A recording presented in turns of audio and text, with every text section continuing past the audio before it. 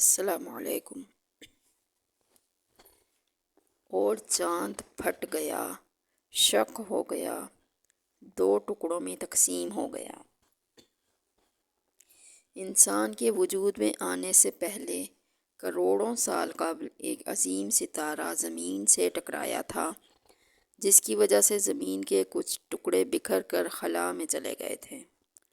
ان میں سے ایک بڑا ٹکڑا خلا میں نہ جا سکا اور زمین کی گریوٹی کے مدار میں رہ گیا، جسے آج ہم چاند کہتے ہیں، جو ہم سے 3,85,000 دور ہے۔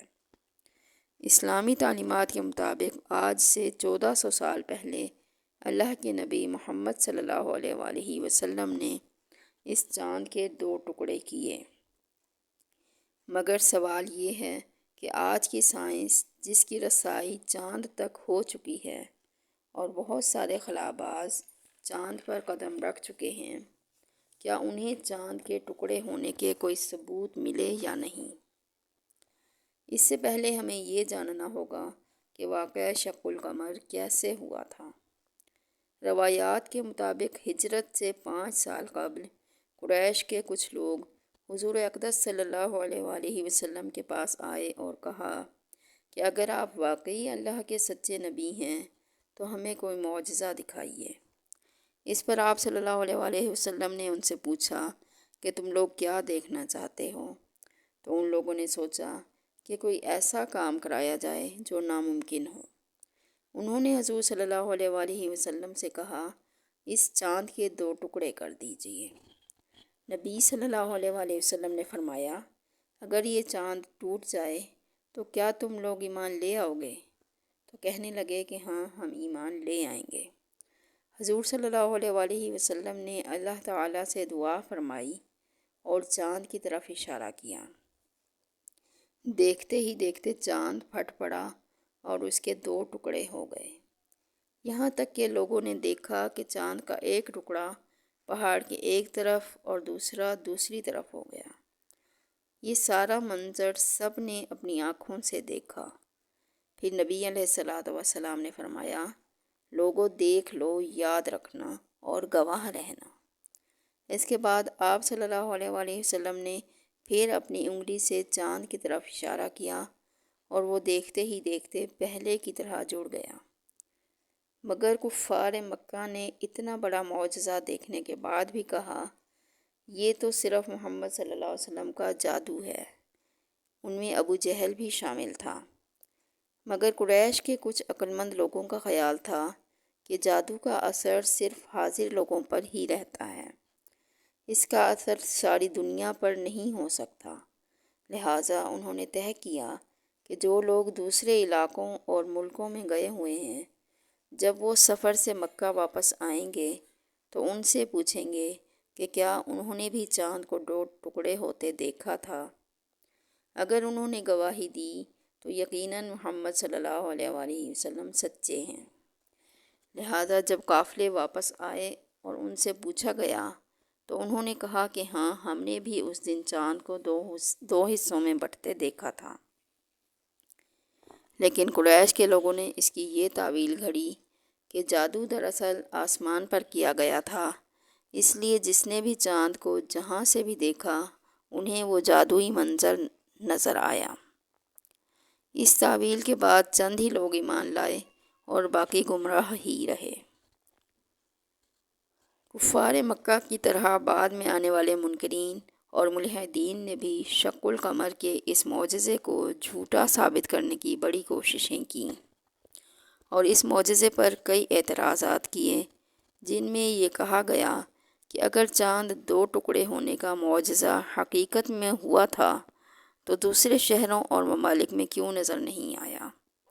اس کا ایک جواب تو حدیث مبارکہ میں ہی موجود ہے کہ جب قافلے والے مکہ واپس آئے تو انہوں نے اس بات کا اقرار کیا کہ انہوں نے شق القمر کے اس منظر کو دوسرے علاقوں میں بھی دیکھا ہے۔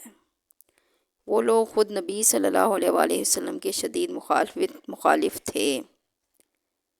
دوسرا یہ کہ بعض علاقوں میں چاند جب طلوع ہوتا ہے تو اس وقت دنیا کے بعض علاقوں میں دن کا وقت ہوتا ہے۔ اسی طرح آسمان میں روزانہ قسم قسم کے آثار نمودار ہوتے رہتے ہیں، مثلاً رنگ برنگ کے بادل، قوس قزح، ستاروں کا ٹوٹنا، گھٹاؤں کا چھا جانا۔ لہٰذا اس وقت شق القمر کا یہ معجزہ انہی لوگوں کو نظر آیا جو اس وقت ان علاقوں میں موجود تھے جہاں آسمان بالکل صاف تھا، اور وہ اس وقت آسمان کی طرف دیکھ رہے تھے، جبکہ دوسرے لوگ نہ دیکھ پائے۔ اس کے باوجود شق القمر کے معجزے کو اس وقت دنیا کے کئی ملکوں میں دیکھا گیا تھا، اور ان ممالک میں دستاویز میں بھی محفوظ کیا گیا تھا، جن میں ہندوستان سر فہرست ہے۔ مثلاً انڈونیشیا کے ایک علاقے مالابار کے بادشاہ نے چاند کو 2 ٹکڑے ہوتے دیکھا تھا۔ اس نے اس واقعے کو ایک دستاویز کی شکل میں لکھوا دیا تھا، جس کا ریکارڈ آج بھی موجود ہے۔ اسی طرح جنوبی ہند کے ایک راجا نے اپنے محل سے یہ منظر دیکھا تھا۔ بعد میں ان دونوں بادشاہوں نے اسلام قبول کر لیا تھا۔ اس کے علاوہ ہندوستان کے الور کے مجسموں میں ایسا مجسمہ آج بھی موجود ہے جس میں تحریر میں لکھا ہے کہ اس مجسمے کو اس وقت بنایا گیا تھا جب چاند 2 حصوں میں تقسیم ہوا تھا۔ یہ تمام واقعات اور تفصیلات لندن میں واقع انڈین آفس لائبریری کے آرٹیکلز اور ڈاکومنٹس میں آج بھی موجود ہیں۔ دوسری طرف جدید سائنس تحقیقات اور نت نئے نظریات کو پیش کر کے اسلام کی حقانیت کو ثابت کر رہی ہے۔ وہیں شق القمر کا معجزہ بھی 1400 سال بعد آج سائنسی تحقیق کے ذریعے صاف ہو چکا ہے۔ دراصل 1680 میں ایک ریاضی دان اور ماہر فلکیات نے چاند کا بہت تفصیل سے مطالعہ کیا اور چاند کی ایک تصویر بنائی۔ اس نے اس تصویر میں چاند کے درمیان ایک لکیر بنائی تھی، لیکن وہ خود اس لائن کی حقیقت سے بے خبر تھا۔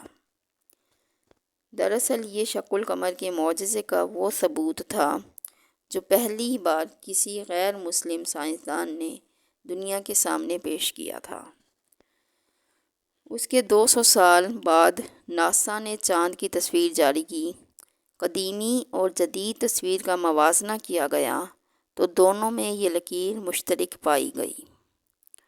چنانچہ سائنسدان مزید تحقیق میں لگ گئے کہ یہ چاند پر لکیر کس چیز کی ہے۔ جیسا کہ اللہ رب العزت نے فرمایا ہے کہ تحقیق کرو میری تخلیقات میں، اس میں نشانیاں ہیں عقل والوں کے لیے۔ لہٰذا ایسا ہی ہوا اور مزید گرہیں کھلتی گئیں۔ 1969 میں ناسا نے چاند کی بہت قریب سے تصویر لی، جس میں واضح طور پر اس لکیر کو دیکھا جا سکتا تھا جو ماضی میں چاند کے 2 ٹکڑے ہونے کی نشانی تھی۔ سائنسدانوں کو پتہ چلا کہ چاند کی سطح اس لکیر کی طرف سمٹ رہی ہے، یعنی چاند مسلسل اس لائن کے گیپ کو بھرنے میں مصروف ہے۔ دراصل خلا باز اور سائنسدان اس کی حقیقت کو جانتے بوجھتے اسے ایک مفروضے کے پیچھے چھپانا چاہتے تھے، کیونکہ اگر سائنسدانوں نے چاند کے ٹوٹنے کے ایویڈنس دنیا کے سامنے ثابت کر دیے تو اسلام کی حقانیت ثابت ہو جائے گی اور لوگ تیزی سے اسلام کے دائرے میں آنے لگ جائیں گے۔ ان تمام باتوں سے یہ واضح ہوتا ہے کہ قرآن و حدیث میں واقعے کا ذکر آج سے 1400 سال پہلے قرآن و حدیث جس واقعے کا ذکر آج سے 1400 سال پہلے کر رہی تھی وہ بالکل برحق ہے، جسے آج لاکھوں بلین ڈالر خرچ کر کے ثابت کیا گیا۔ یہ نہ صرف قرآن پاک بلکہ نبی آخر الزمان حضرت محمد صلی اللہ علیہ وآلہ وسلم کی حقانیت کی صاف دلیل ہے۔